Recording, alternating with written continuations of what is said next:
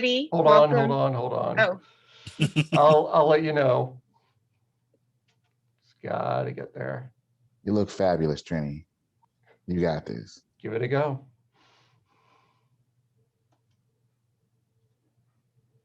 Go for it.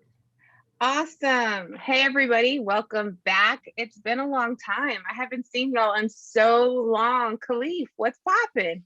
Things are good. Things are good. I'm excited to see you. It's been a minute, like you shared. Excited that we get a chance to kind of come back and talk more about some of the cool stuff we got a chance to do last year. So hype to rock with you again, as usual.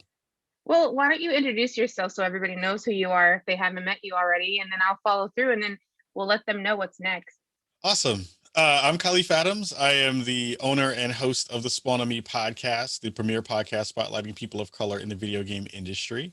I've been doing my show for around 8 years and hoping to continue to do that work of showcasing and spotlighting people of color, especially Black folks in the space, doing fantastic work in the gaming industry. So that's me. That's what I've been doing for the past For how long? 8 years. Oh Eight gosh. 8 years So, of podcasting, 12 years in the industry at this point. so they say that game industry years are like dog years. So what's 8 times 7? Oh man, 50. So I'm Yeah. 56 years old in game years in game industry years, which is Well, really well, weird. well. I'm 14 years old. No, 14, 7, 21. Anyways, hi everybody. I'm Trinidad Hermida, and I am the co-host of the Black and Gaming Awards this year. Honored to be here, and I'm just excited to get this party started. So let's run back the Game Awards for those who haven't seen it, and then just so you know, we're gonna come back with some awardees from previous um, big game winners, and then we're gonna talk to them. We're gonna get to know them. We're gonna find out some more information. Are you excited? Yeah, of course, of course. We had a fun time doing that late last year, and now we get to come back and talk to some of the award winners and talk to them about all the cool stuff they've been up to and talk a little bit about the future of Black and Gaming and the rest of the work that they've been doing. So take a look at the recap of the Black and Gaming Awards, the fourth annual, and then we'll be right back after that. Let's run it.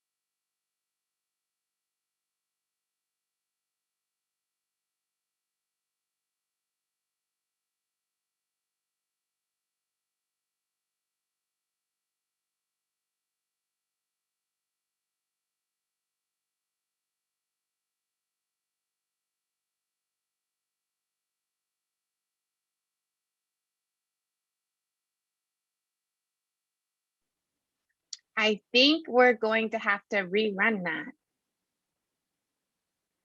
I don't hear any sound. Do you hear sound? Here's sound on that one. So we'll see if we can get that to run back and see if we can get that up and running. Until that is up and running, I want to talk a little bit about our time kind of hosting everything, and we'll get the information back once we have that ready. We had a blast kind of doing this. This was my first time, helping to either help to produce and run a award show. It was fantastic to have you with me as I'm not even gonna say co-host. I would say you were the co-captain of the show, making it all happen. What has been the stuff that you've been kind of working on, since the game award, the Black and Gaming Awards happened last year? What have you been up to? Since then, I've just been really trying to elevate what Black and Gaming is doing in the community socially, on Twitter, on Clubhouse, on Facebook, but then also just working hard at Niantic and also working on me. I mean, this pandemic, I'm surviving, I'm staying safe, and that's a big deal. Like, I'm still a human that's trying to navigate what's going on in the world that we're living in today. So it's been pretty interesting. Yeah, it has been very very different is the way to kind of put that in terms of even the world that we left late last year, kind of in the throes of COVID, and now seeing how things have kind of maneuvered around now.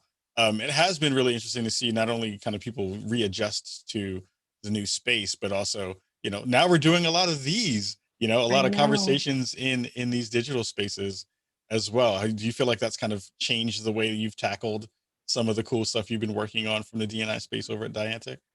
Ooh, I mean, we have to think outside the box on ways to engage with our employees, to engage with our players. And so it's been really interesting to see like what people like, what people are leaning on towards, because we're all so multifaceted and different. Like that not if there's not like one slap a band-aid on this and it's going to work for everybody. So just really just trying to be agile and in this space and think outside the box and use all the platforms, all of them, like every single one of them. Yeah, I think one of the coolest things has been, we have been a part of Big for a while now, and I think one of the coolest parts of that kind of growth of the space and growth of the conversation has been so many of the wonderful conversations that you've been holding on Clubhouse, which have been brilliant and amazing, and it's been so cool to see folks that we didn't and weren't able to kind of snag when we had those kind of larger get-togethers, to be able to all come together and have like some really fantastic and awesome conversations all over on that platform. What has that been like as well, really quick?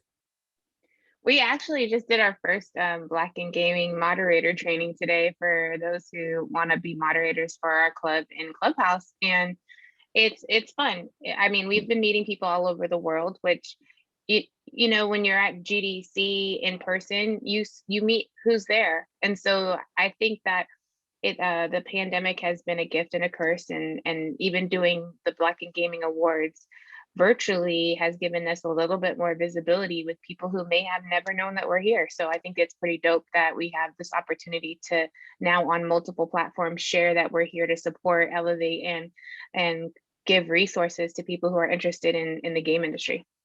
Yeah, it's been one of the kind of really cool takeaways from the conversations that I've been privy to and have jumped into on a super late night, because y'all be rolling late. Y'all roll late in the Clubhouse spots, when it comes to the big conversations. Has been not only just seeing so many of the folks who have been chilling and hanging out with us and getting that stuff done, but also folks who have also been broadening out the conversation for sure. So it looks like maybe that has gotten back up. Still no sound on that. So uh maybe come back to the two shot for us for now. And then we might maybe skip that and maybe see if we can possibly bring in the rest of the crew for a second or two. So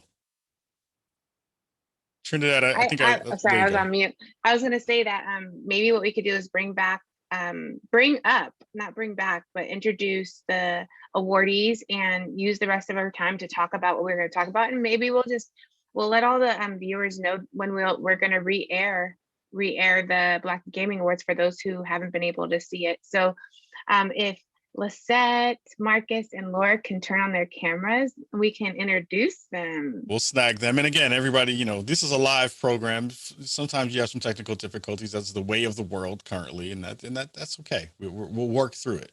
The beauty of our group is that we persevere all the time. We are a resourceful crew when it comes to getting that stuff done.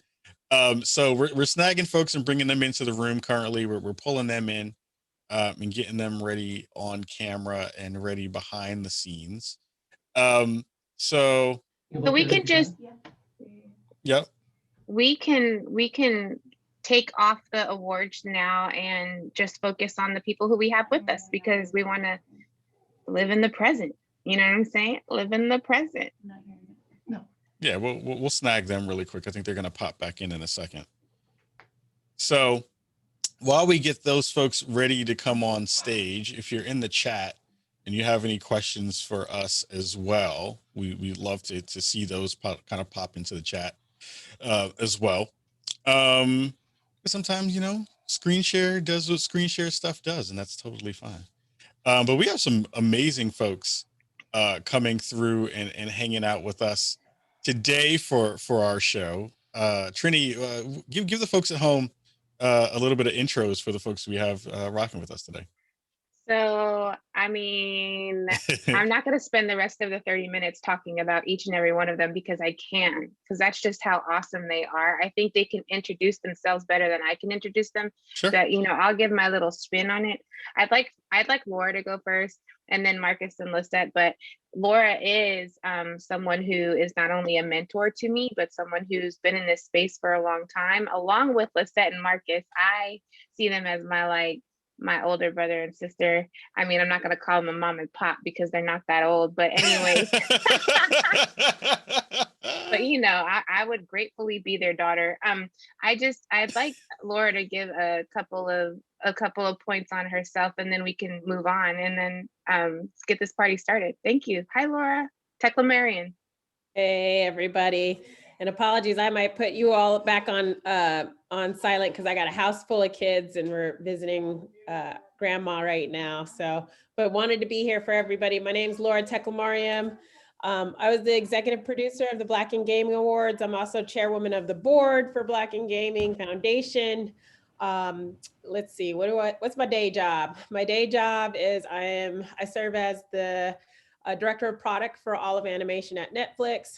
Prior, I worked at Warner Brothers, overseeing the Harry Potter DC San Francisco studio. And prior to that, I was at Glue, overseeing the Disney Pixar studio release, Disney Battle Arena game RPG. And prior to that, I was at EA, overseeing several different IP with credits of FIFA 16, other ones that are some of my usual favorites, Plants vs. Zombie 2 and a couple others. So in terms of Black in Gaming, like we're, really, really, really supportive of the organization. All of these folks you see on the box, I'm really proud of them, and many more who are probably streaming online. I just leave everybody with some thoughts as we dig into the conversation, which is around like, as we come together as a community, like we're stronger together. And so that's the theme I always try to resonate everybody to follow, is that, we tend to be in isolation because we're always the only one or we're by ourselves. And so the theme that I suggest we all kind of cling to is that we're stronger together. And with that, I'm gonna pass it over. Thank you. Lisette. Hello. Welcome. There we go. We got your audio.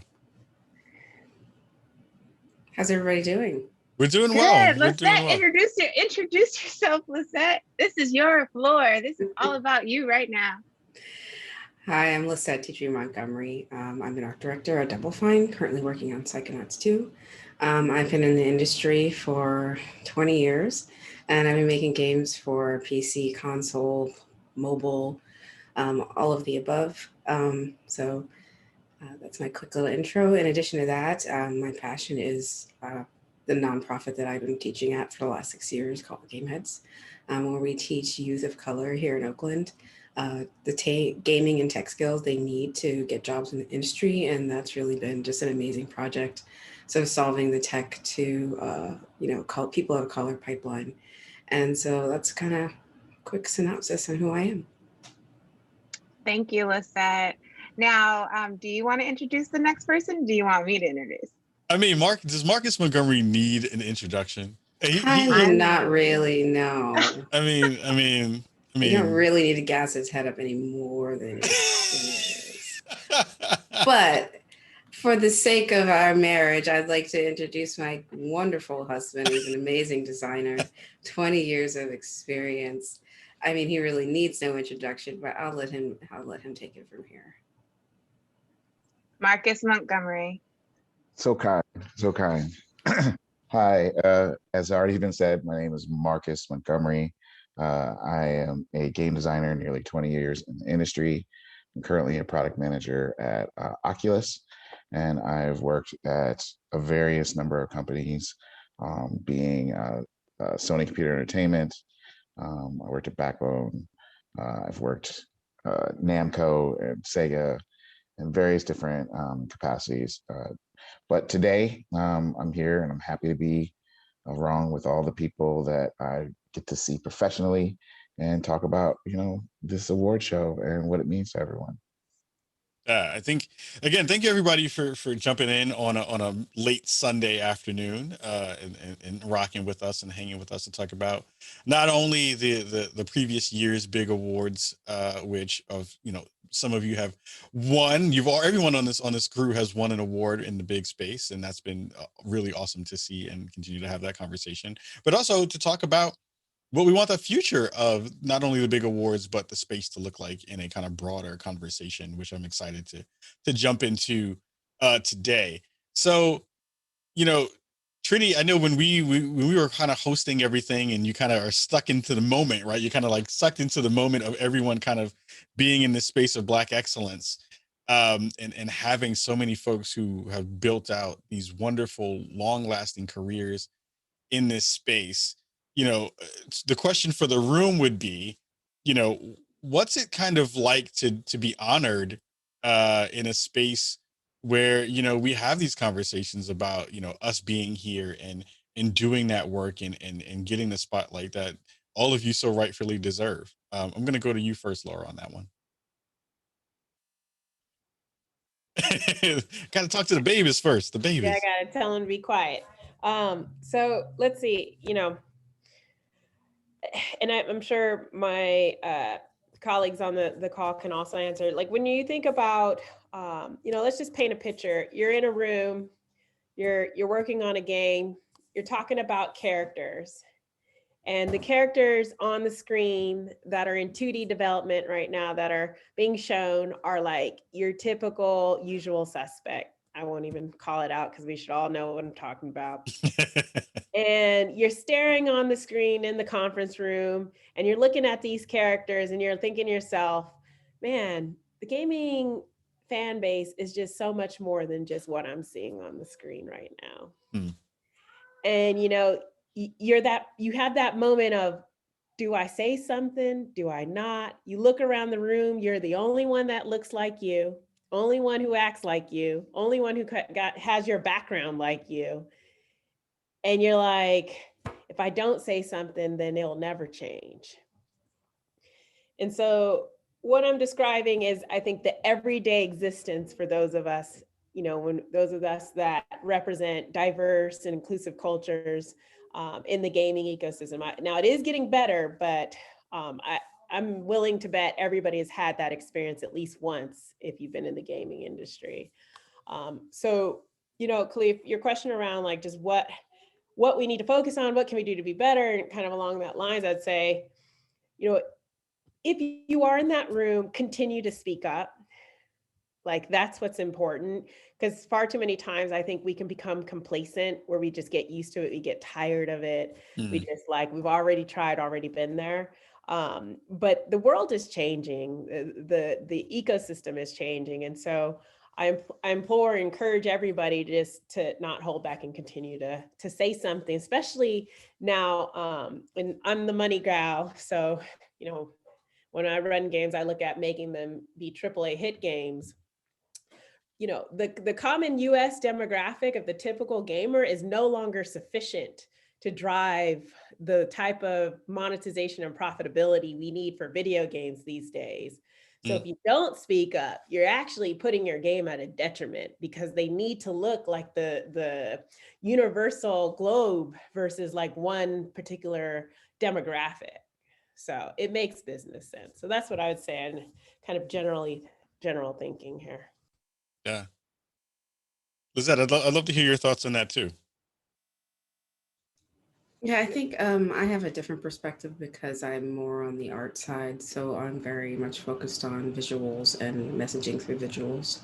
And I think it kind of comes along the same lines of what Laura is touching on, where you're not necessarily feeling or seeing the kind of representation that reflects the world around you and the people you know and the video games that you're playing.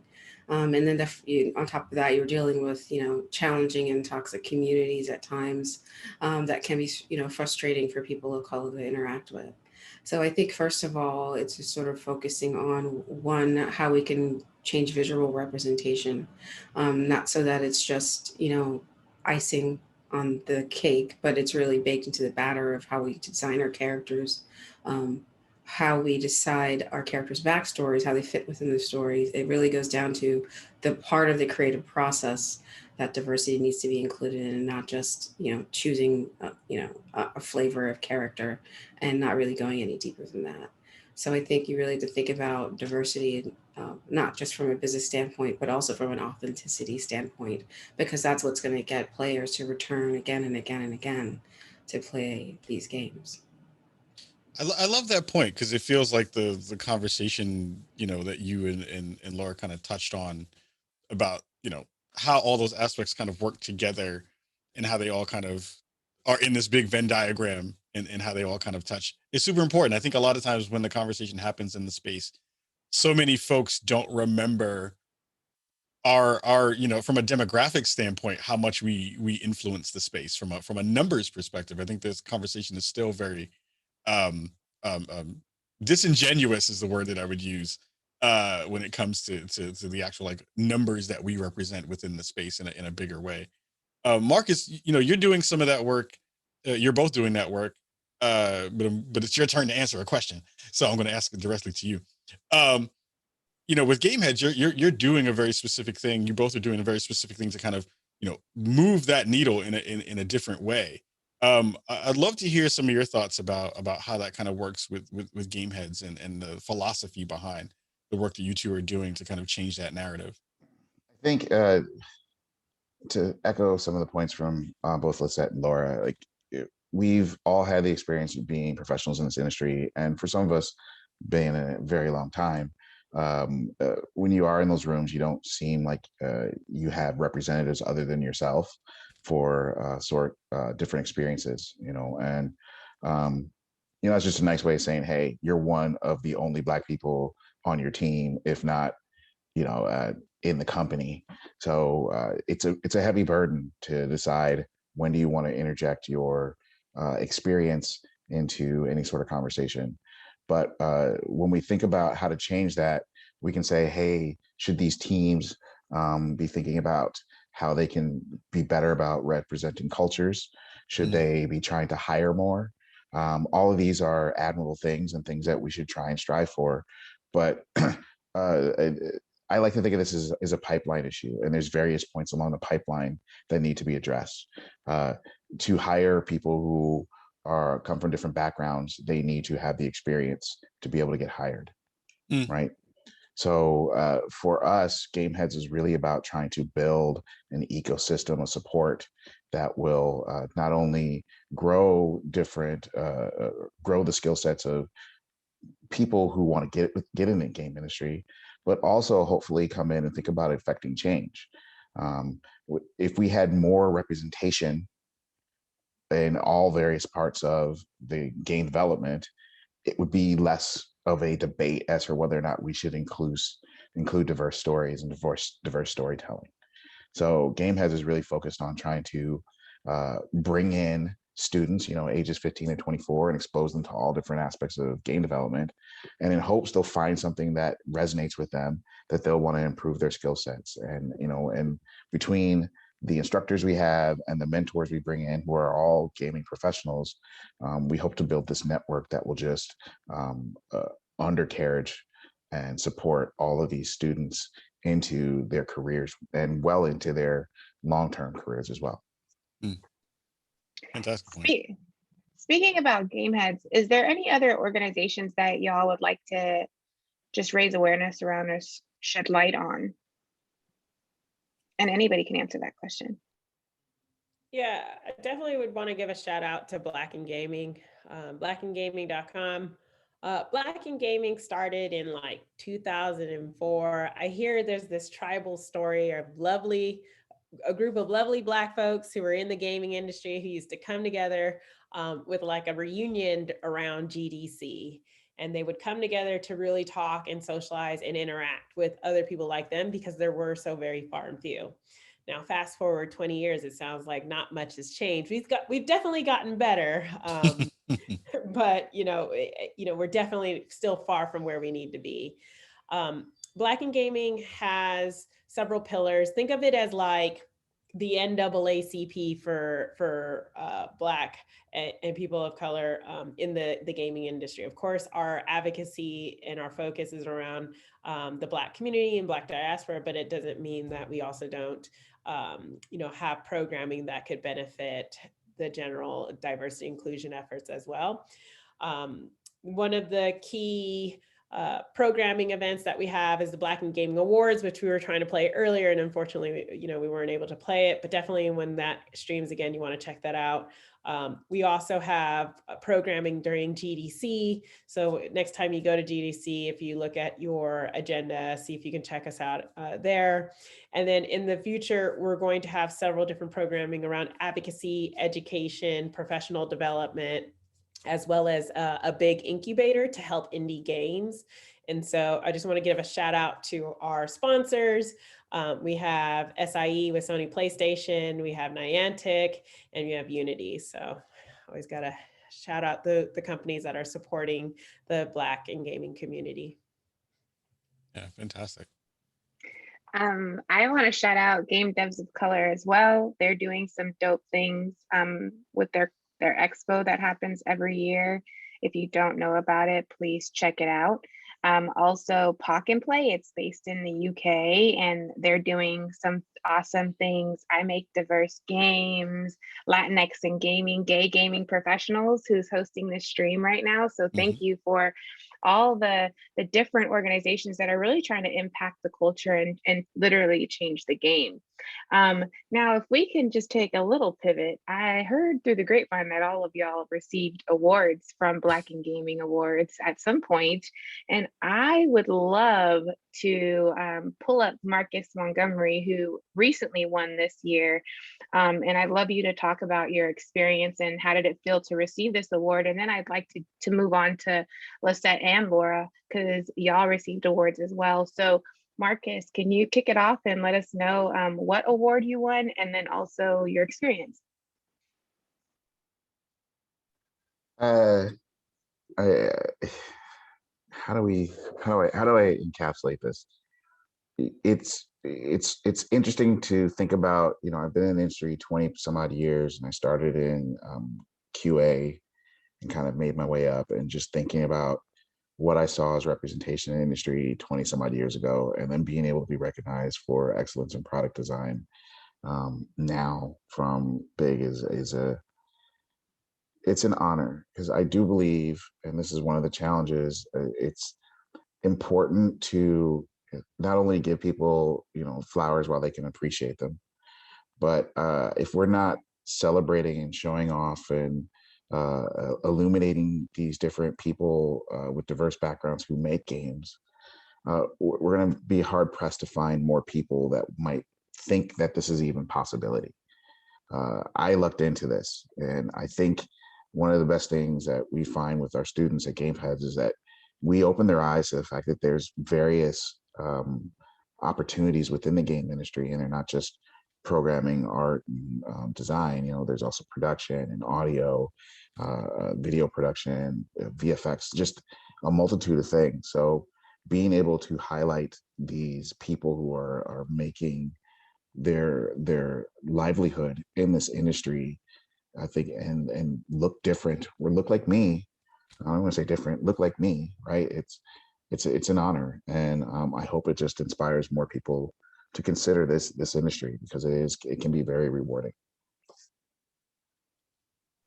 Thank you, Marcus. Lisette, would you like to chime in? Sure. I won my award 2 years ago, back in before times when we can actually meet in person. So I think for me, it was a really special evening to be able to be in the room with, many people that I had known for over the years in my career, and to also sort of be in the space with other people who are new to the industry and having them see veterans and people who have been in the industry for a long time getting recognized for their work. I think it was been quite some time since we've actually sort of had this platform. So I think it's important, especially for people who are new to the industry, to understand that there is a path forward, there is a career here, and that you can be and will be recognized for it. And I think, I've been fortunate that I've had a very successful career. I've toured with the State Department speaking, and I've gotten my share of accolades, but I think getting it from your own people is a whole different sort of experience and an honor. So for me, it was really just amazing. And I can't wait till we can do it face to face again soon. I know. Laura, when are we going to meet again? And can you tell us about your award? And then I'd like to brag on all y'all just a little bit after that. Well, I don't know the exact date we're all going to meet again. I wish I had that kind of information, but soon. The vaccinations are rolling out here. Let's see. I got my award, I'm going to say 3 years ago, because it was the year before Lisette. So I got the Corporate Champion Award.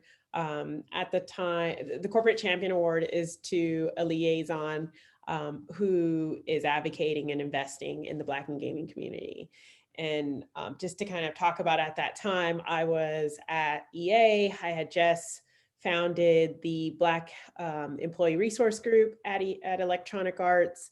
I was talking to several corporations about why they needed to invest in the Black and gaming communities. Now, back in the day, we didn't even have any sponsors, and fast forward, now we do. And just really trying to find the support and the resources for the community. And that's, when I found out I got the reward, I was also like EPing, so I had no idea. I was running around backstage, and they're Laura and I were tied at the hip for like a couple of weeks. We were like, I literally was in the dressing room trying to get like the next set of talent out, back with like Lisette, back when we were all in person. And they're like, the DJ's calling my name. I'm like, what is going on? They lost their mind, Black women on Rage, like, y'all better get with the program. And I come outside onto the stage, and they're like, faces on the screen. And we're like, we just want to congratulate you. And I'm just like, congratulate me about what? So they caught me off guard. I had no idea I was getting the award. Needless to say, to learn a little bit about my personality, as I'm always behind the scenes. But yeah, it meant a lot to just know that, people appreciate the work that you're doing. I mean, again, this isn't our full-time jobs. Back with Lisette, I'm on the board with Lisette and Marcus on Game Heads as well. We do this out of love, out of passion. We're not getting paid to invest, to really pave the way.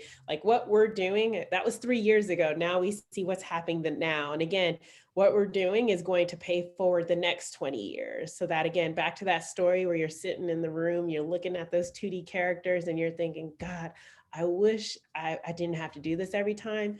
We hope in the next several years that the next generation of gamers coming in don't have that same experience. So that's what it means. The award means to me, and I'm super happy for it. Yeah, quite frankly, I'm trying to raise my next boss through this program. Mm-hmm. So my whole thing is, if I make them look good now, they'll hire me in the next 15 years. So it's really self-serving. That's how I think about it. You're hilarious. You know what? I'd like to, I don't want to skip over another awardee who, what's funny is I had to fake surprise him in the show, the Game Award show. So Khalif, please talk about your award and your experience, because you also are an awardee alum.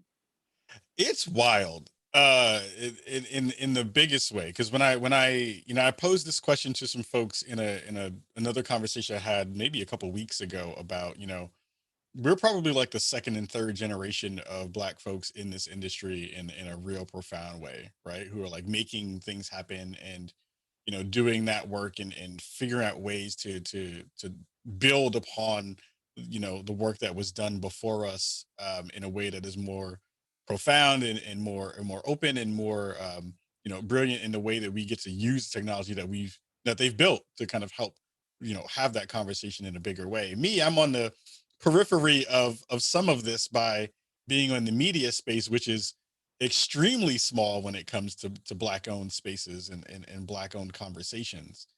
So to be you know, even in the breath with the folks that we have in this room and the other folks who won awards, as a person who was told very often that they would not become anything, it is even more profound and more beautiful to be, you know, connected to folks who are this brilliant and exemplify what Black excellence is. So to win a media award, even is bigger than what I expected to understand. It is hanging up on my wall very, very proudly, and in a way that makes me feel very, very proud to be even, you know, in the same room with the folks that we have today. So it is super cool. It is super, super cool. And again, to Marcus's point, you know, I won't have another boss in the space to kind of get there, but I'm hoping to raise the next grouping of folks who really want to use their voice for the conversation about not only what we do in the space, but how culture actually affects that in a bigger and broader way. So I'm lucky to be here. That's my actual answer to all of that for sure. I honestly, and because I'm on this platform, I love taking advantage of platforms when people so ignorantly let me come on them. I just want to say that it's been an honor getting to know y'all. Like, y'all didn't know me from Adam, and here I come knocking on your door like, hey, can I get a meeting? Hey, can I talk to you? Can I get you on a panel? And I know, you know, Lisette, I follow Lisette very closely, and she's been in the industry, and to her defense, sometimes being in the industry, you get like fatigue from talking all the time. And no joke, like, she's made herself available to me and to others, even though she's like, y'all, I've been here for 15 minutes, 15 years. Sorry, I was reading and talking at the same time. But like, I was like, wow, like, it's just such a blessing. And then to have y'all in the backyard of Oakland and be able to actually meet with you prior to the pandemic, it was really energizing. I left excited and a little tipsy, you know, but I was just totally just ready, like ready to make y'all proud, right? Like, I want to do y'all a due diligence and show you that you do have some people that you can pass the torch to who will take responsibility. Laura, you have literally been a coach to me at times, and I want to share this with the world because Laura's like a head of animation at Netflix. You know what I mean? Like, she's busy. She's also a mother and a wife and active in the community. And to know that she'll take time in the evening just to talk to me about salary negotiation or even like how to respond to an email when I've had an interview. Like, Marcus, like, you always down, bruh, to help me out with these panels. And like, I know you're tired and you're just like, you know what, I'm going to show up. And you always show up and connect with someone in a way that is lasting.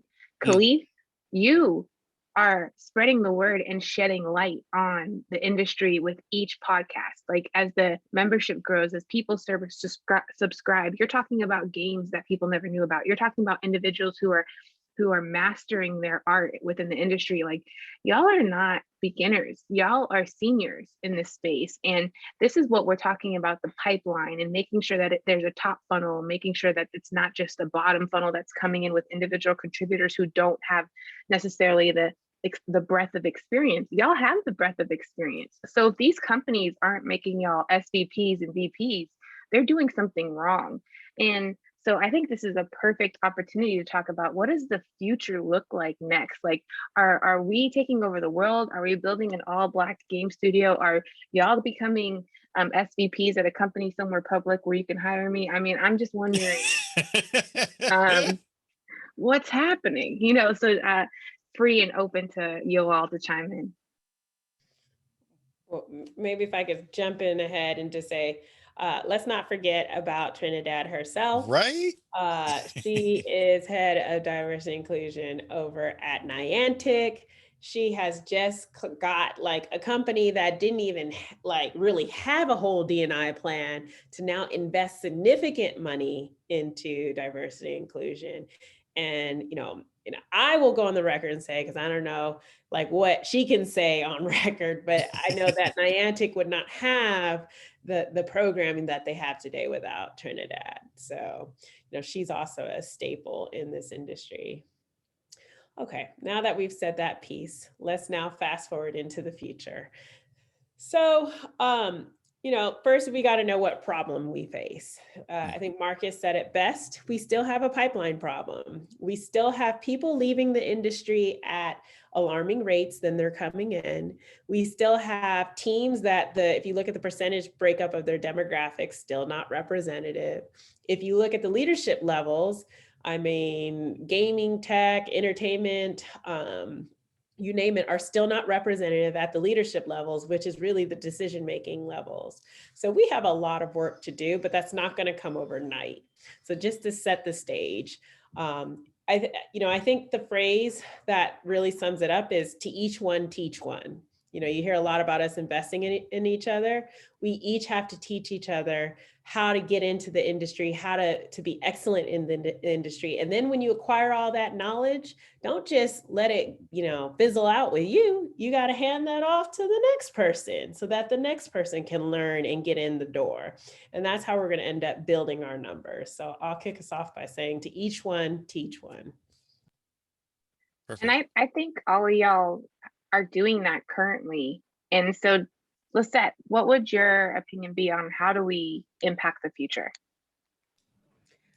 I think I've always come from the content creator sort of approach to changing minds. I think there is the pipeline problem, but the challenge we have now is that they're getting hired and they're going into studios that are still run by the same people and making the same content.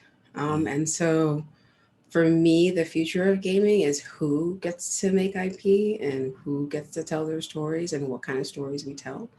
I think we have largely captured a Black audience by accident. We're not really doing a job of focusing on creating content by Black developers with strong cultural IP that is literally targeted at millions, hundreds of millions of people. Like, hip hop is a culture that is multinational and multi-generational. And I think if you were really, really bright about how you develop content, you could really break into new markets. And I don't think our industry is doing a very good job of that at all, simply because they're not investing in people who can develop that kind of IP. Like I said, we have people who are senior enough to do this work, but they're not being pulled into the room. Great point. Marcus? For the future, for me, I really think I'm looking to who's making stuff now and thinking about how their experience and stories can be replicated. And if we don't talk about these folks, we will not necessarily show that it can be done. But you have people like with Decoy Games and their Swim Sanity. You know, that's a team of Black developers that have made their own stuff. You've got Dante Buckley, who started his own VR company and made the game Onward. Like, we need to think about celebrating these people and their companies and thinking about the content they're making. There are stories that can come from your experience, but there's also just, I want to make a game about people swimming under the sea and shooting big sharks, right? Like, but this came from developers of color. And so when we think about organizations like the Game Developers of Color and their conference and that they have, I think that's a great space to think about what is the future and where is it being built and what sort of voices might be there, because most of these folks are not necessarily going through the traditional channels to get their games made, because if you try and go through those, you're going to run into some headaches. So you need to think about where we are today and how people are making their products, but you also need to think about how we're going to get there in the future. And you know, Gameheads, I think, is thinking very future, but we also have to celebrate the people who are doing stuff now, even if that's like Justin Woodward and the Media Exchange in the mix, right? Like, you know, they're out there trying to celebrate voices of color as well, just in their everyday.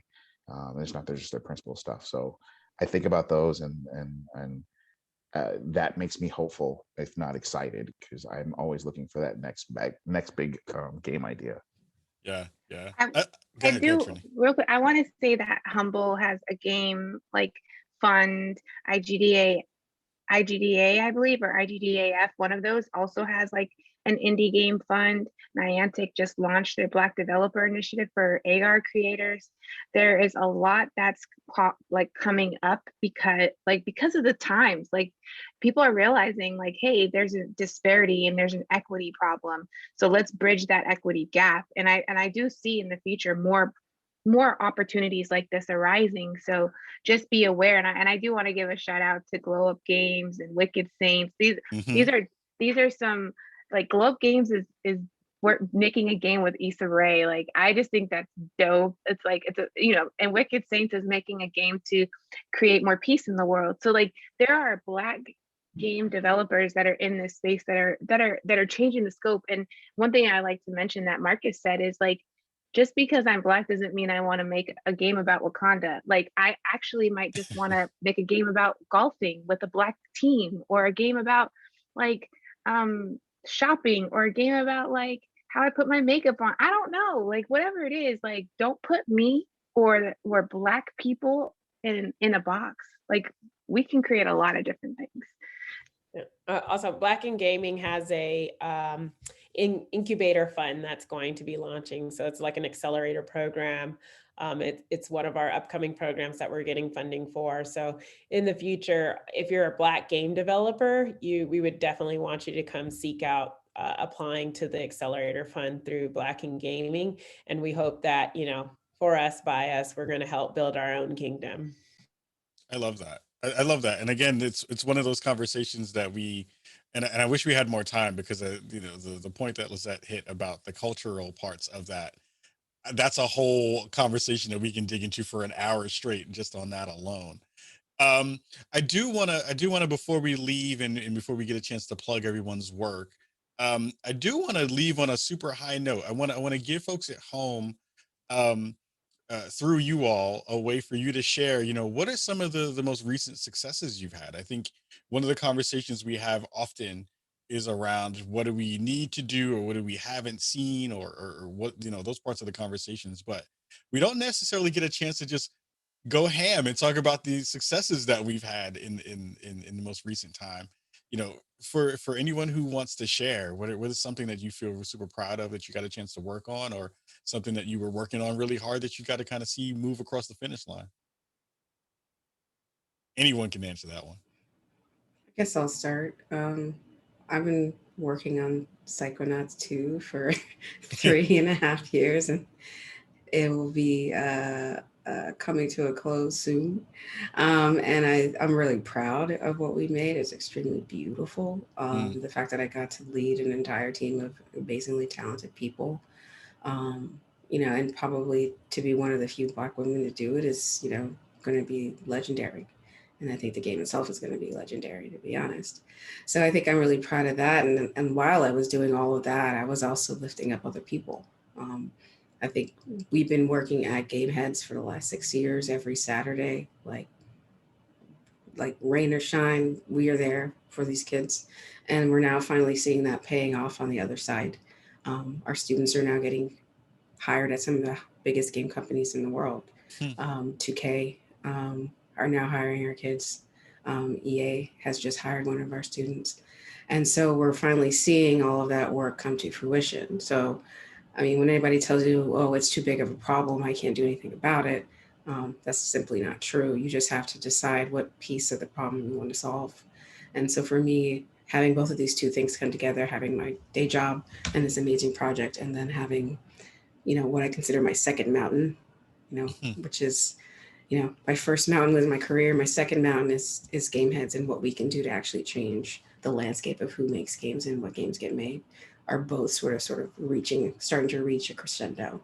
So I think that's extremely exciting. And I think the next 5 to 10 years for me are going to be just groundbreaking. Anyone else want to share? Fine then. No one else has any more success. I'm just can I say, I want to pat myself on the back. My wife has not divorced me in this pandemic. I consider that a huge accomplishment. I've been working really hard at it. Like, y'all just don't know. It's because this is a pressure cooker and it could have went sideways. So I'm gonna give myself a pat on the back for that. No, but that's been like, for me, it's been mostly about how do I manage my time and just make sure that we are not just being effective at work, but also trying to keep balance between our nonprofit efforts and just trying to help and give time to initiatives like this, but also make time for ourselves at home. And I think that's, to me, that's been the biggest accomplishment that I can think of. I love it. We have a minute and some change left for you, Laura. Share some good news. Well, I'm proud. My last game, Disney Sorcerer's Arena, did really well. It was a mobile game, RPG with Disney Pixar characters. But now that I'm at Netflix, I mean, I'm still relatively new at Netflix on the animation side, but something that I would say that, got me excited, it wasn't necessarily because of me, was Mama K's Team 4. It's an African-based superheroes animation based out of South Africa. And just seeing really like being part of this big company, like Big Machine with Netflix, pushing into the African continent and just all of the IP and development coming out of that. Now that I am part of the leadership there, now I get to see it. And of course, I can't tell you everything because it's top secret right now, but just know there's some big things popping that are coming in the woodworks. Super excited. And definitely, like, as you look to Black talent in the animation space, like Canvas is a short that came out that was super cool. And then for the non-Black content, Dota 2 fans can look to an upcoming animated series that's coming out, as well as like The Witcher. So there's several things coming out that are exciting and fun for all. So That's real awesome. quick, as we close, how can we get in touch with y'all? Or is it your Twitter? Is it your LinkedIn? What's the best way to follow what you're doing in this space? Yeah, I would say don't hit me on LinkedIn. I think every outsourcing studio. The best way is to hit me up on Twitter. I'm at Z16, ZETTE16. I do reply to nice people. Nice. Marcus, what about you?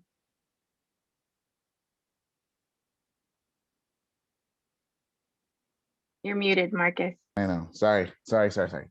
Tweet at me, Marcus in Games. That's all one word, Marcus in Games. That's probably the best way to get a hold of me. And I may not respond as quickly because I'm not on Twitter all the time, but you will hear from me. That's probably the best way to get a hold of me. And Laura, and then Khalif. Definitely Twitter. I'll stick with the Twitter theme. You can get me at Laura Wright. That's with the W. Laura Wright 99 on Twitter because I got 99 problems. Hey, Khalif, how can we get in touch with you? You can hit me at Kajakins, KHJAHKINS, or at Spawn on Me is the easiest ways to snag me on Twitter. And you can find me at This Is Trini on Twitter or any social platform because I use that handle for everything. So with that, I'm honored to be with you all. Thank you so much for the time that you've spent to do this. And for everybody who's streaming in, thank you for spending this time with us. We are honored, we are elated, and continue to watch the stream because there's some dope things that are coming after us. Take care, everybody. Thanks, everyone.